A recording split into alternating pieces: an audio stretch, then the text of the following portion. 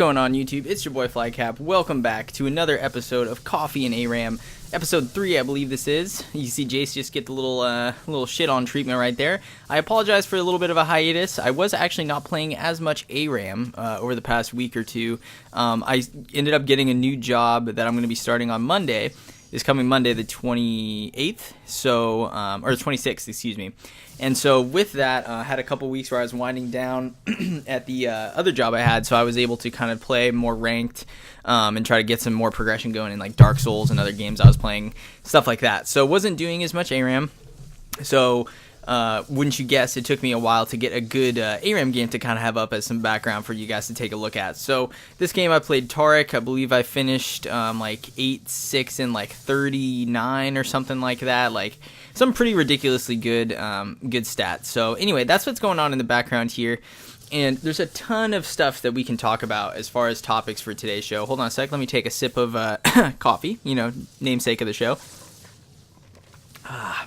That's good. Okay. But yeah, so, a ton of topics that we can kind of go over here and dissect. So, coming up next week, we have Worlds, the premier championship, the premier tournament for every single League of Legends professional team and competitive organization out there. This is the penultimate experience, the penultimate tournament. So, that's coming up.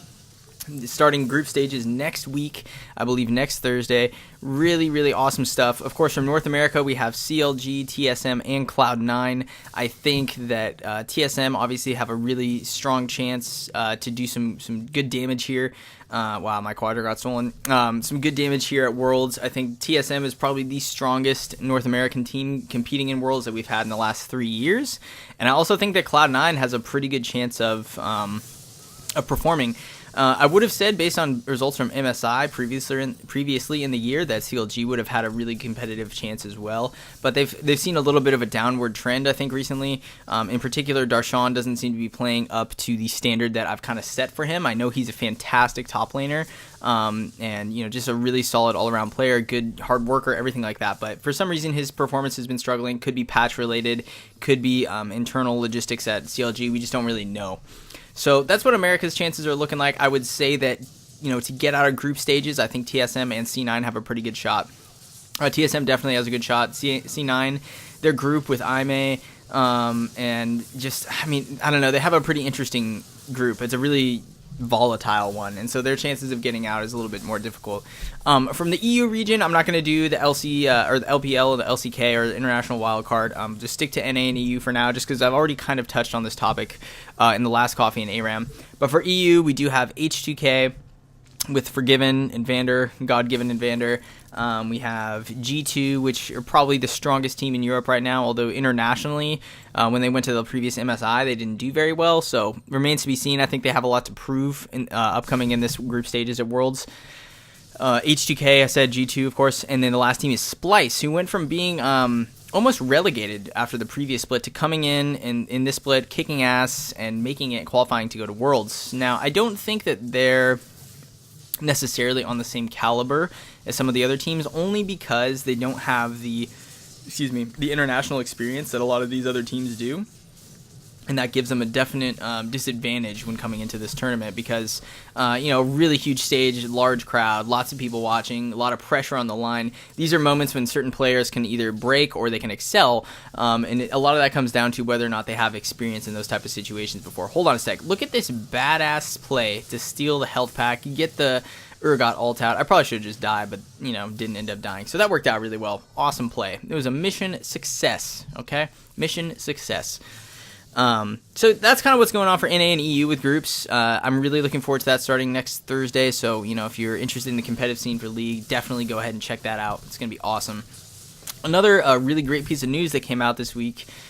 We, of course, had a patch, which isn't going to be the live patch at Worlds. I believe 6.19 is the patch that came out. Everything at Worlds will be on 6.18, 6.18. And in the 6.19, we had some details come out about the new champion for League of Legends, Ivern, the Green Father. And unlike some of their other champions, he actually had a pretty extensive lore and background that was given to him. I believe it just came out yesterday on the 22nd. Might have come out on the 21st of this month. And it's just a 2 or 3 page document.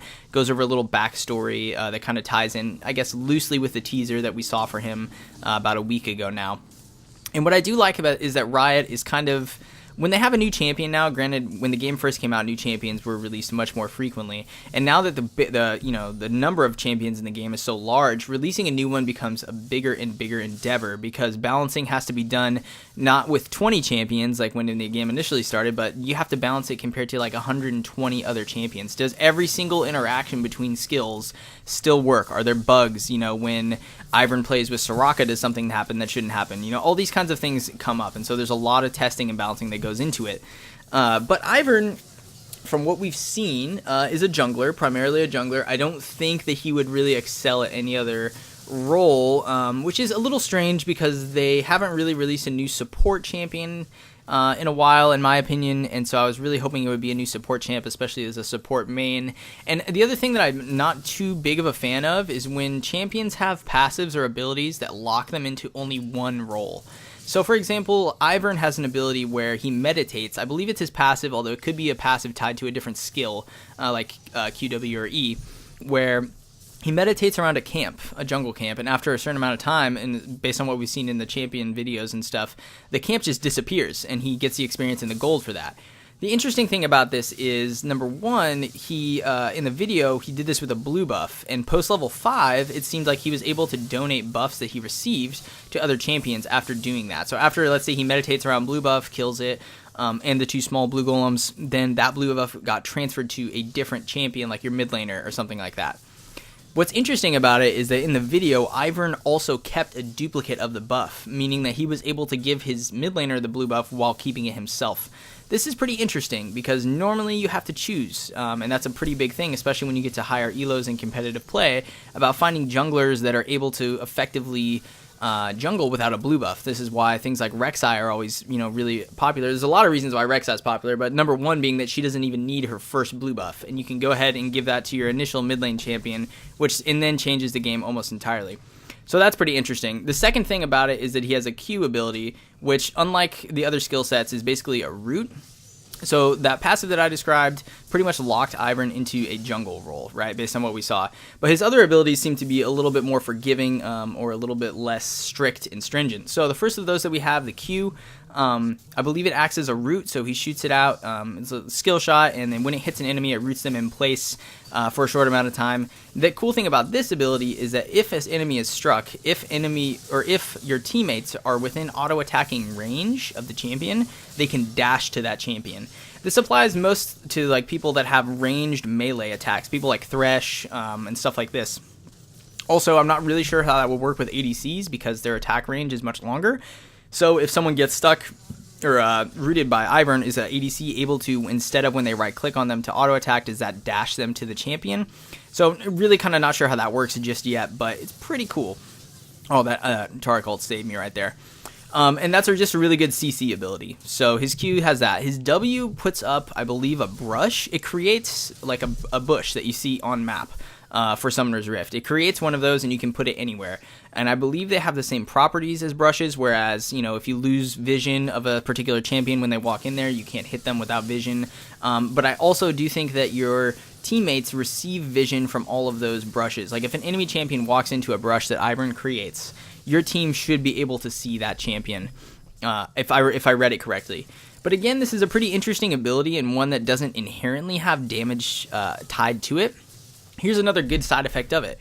When Ivern is in a brush, or when he's in a brush, I think actually is the only circumstance, his attacks change to do more damage, I believe, and they also become ranged. So this helps Ivern not only with kiting jungle camps, like in the initial clears, but also like in the middle of team fights, if he puts a brush down, he can kind of have a little bit more range, or maybe give a refuge for someone he's protecting to hide in. For example, if your ADC is being chased or hunted down, you can put a brush up and they can go in there and that'll break line of sight and maybe stop a few of the attacks from landing or something like that. So there's a cool possibilities there. Now I might have these skills out of order as far as like which one is mapped to which button, Q, W, and E, but I know that this is his kit for Ivern. So I'm sorry about that. I only really looked over it a couple times before I was doing this video, just because I was excited to put out a new one for you guys. But anyway, the last ability we're going to go over for Ivern, his ultimate, well, we missed one of his other key abilities, but his ultimate creates basically like a little golem to kind of run around and follow you. The golem's name is Daisy, and its attack speed and damage, which is AP, are scaling off of Ivern's AP and attack speed. So it links with Ivern's abilities. That's pretty cool. The other basic ability that Ivern has is E is a shield that you can put on an ally, and when the shield expires, it actually does a little bit of an AoE slow, kind of like, in my mind, I'm envisioning a mini Randuin's Omen. So that's pretty useful as well, especially if like your ADC or someone that is getting chased down, or they're getting kind of jumped on in team fights. You put that shield on them. It punishes the enemy team for over chasing, because if they're not able to get the kill through the damage or through the shield health, then they suddenly are slowed. It makes it a lot easier for your team to re-engage, etc., etc. So those are Ivern's abilities. He has some pretty cool ones, but like I said, it just seems like Riot designed him to only be able to do one role, and that being the jungle. And I find that the best champions, in my mind, are the ones that you can play in more than one role, because it just makes the game more fun. It lets you kind of experiment with builds and how to play that champion. Things like, Wukong is like, obviously he's good at top, but he's also a pretty proficient jungler. The same also goes for Jax. Aurelion Sol, we've seen him in the mid lane and top lane. I've even seen Talia in the jungle and mid lane and top lane. And so a little bit more diversity is afforded those champions because of their kit. With Ivern, I think we're going to see him pretty much exclusively in the jungle. But nonetheless, I am excited for him. A new champion is always an awesome thing from Riot. So there you go. I did want to talk a little bit about, too, just some kind of general, I guess, grievances and complaints. I was listening to recently Skara, QtPie, and I Will Dominate, 3 ex-professional League of Legends players who now have turned streamers. They have a podcast called Beyond the Rift, where every week they talk about various discussions and things like that are pertaining to the League of Legends community. And one of their questions that they were asked was whether or not they thought that this ranked season stacked up or compared well to others since they've been playing. So granted, this is the 6th competitive season of League of Legends, so 6 years.